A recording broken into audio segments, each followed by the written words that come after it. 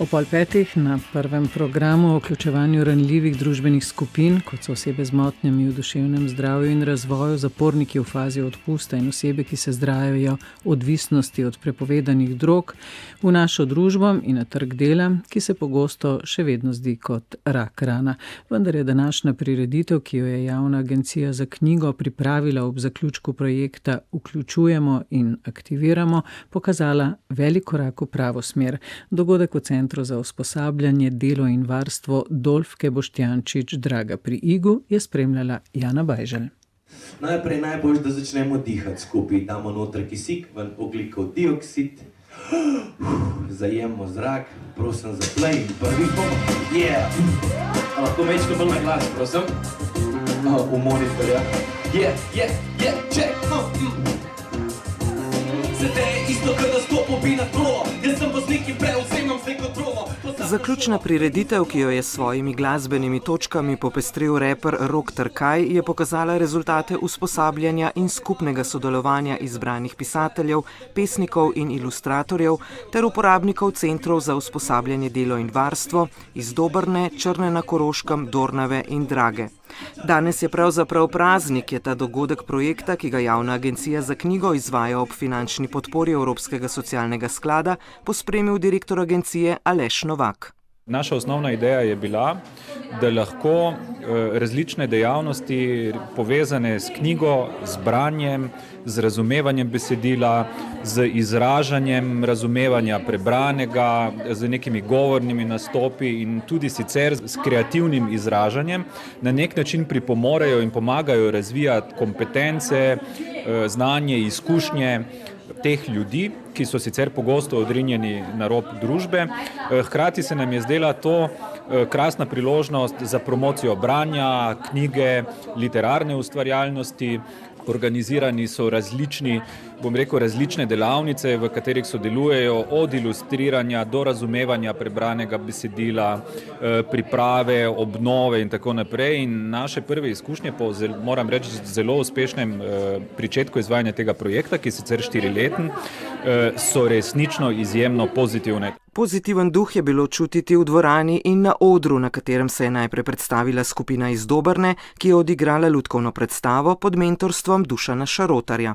Jaz sem v teh zadnjih 6 mesecih intenzivno vodil oziroma soustvarjal literarno delavnico in to z osebami, ki ne znajo ne brati, ne pisati, kar je seveda na nek način se zdi, kot da je nemogoče, ampak se je izkazalo, da pravzaprav moč literature, govorne besede, jezika nasploh premaga tudi takšne ovire. In zato moram reči, da se mi je povrnila neka vera v poezijo in v literaturo nasploh. Namreč to je edina stvar, ki lahko še na nek način poveže ljudi, tudi tiste, ki so na nek način hendikepirani. In zato pravim, da upam, da bo ta projekt zaživel tudi v prihodnje, ker na ta način pravzaprav se tvori neka nova skupnost med ustvarjalci in med tistimi, ki pravzaprav poezijo živijo.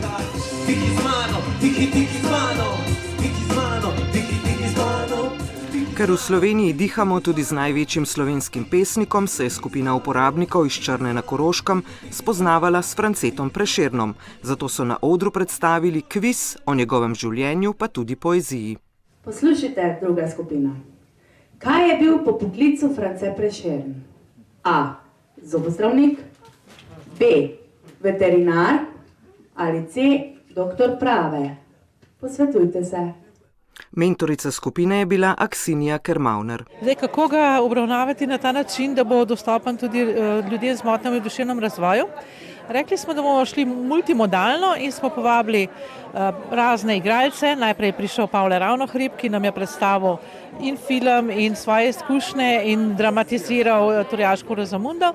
Potem so prišli pevci, pisatelji, pesniki, pisali smo celo sonete z Jano Kolarič, potem Jerica Marzel nam je zapela in Matej Kranc. Delali smo senčne lutke in sami uprizorili Povodnega moža.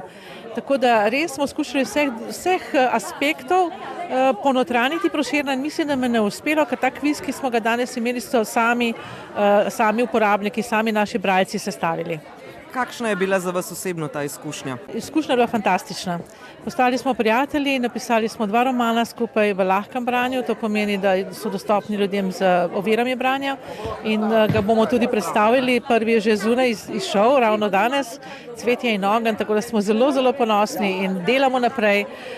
Te ljudi dostikrat podcenjujemo, kar je nepravično, morda so v intelektualni inteligenci šibkejši, ampak v srčni inteligenci imajo pa prav gotovo prednost pred vsemi drugimi. Ker je bila mentorica skupine uporabnikov iz zavoda iz Dornave odsotna, je njihov nastop na odru za radijski mikrofon povzel eden od nastopajočih, Branko Emeršič. Na odru so se predstavili moji kolegi z pesmimi, glasbo, citrami. Sam sem pa prečital himno ustvarjalnosti, kot smo rekli, ki smo jo napisali vsi. Če bo kdo rekel, da je pesem tako enostavno napisati, kot mogoče si kdo misli, pa naj poskusi. Kako vam je bilo všeč oziroma kako ste zadovoljni s tem projektom, ki je bil pri vas v Dornavi? To je nekaj novega, nekaj je bilo do zdaj neznanega, bilo je nekaj zelo težkega, hkrati pa zanimivega.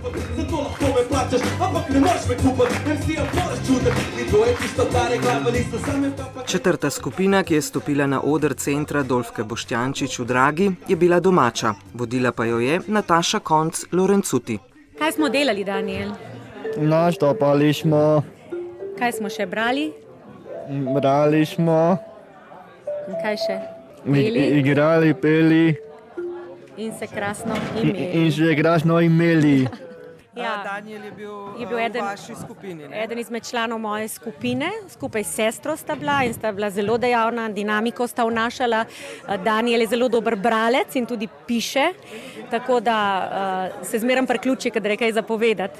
Drugače pa smo imeli ogromno gostov in sem zelo vesela, da so vsi ti naši gostje, katerih imen pravzaprav ti moji udeleženci niso poznali. In na trenutke sem se vprašala, kakšen smisel ima pravzaprav, da hodijo vsi ti ugledni gostje k nam, če jih oni sploh ne poznajo, na kar sem ugotovila, da je ravno to tisto, zaradi česar so oni ugledni, da so tako imenitne osebnosti, da so tako iskrivi, da imajo toliko humorja, domišljije.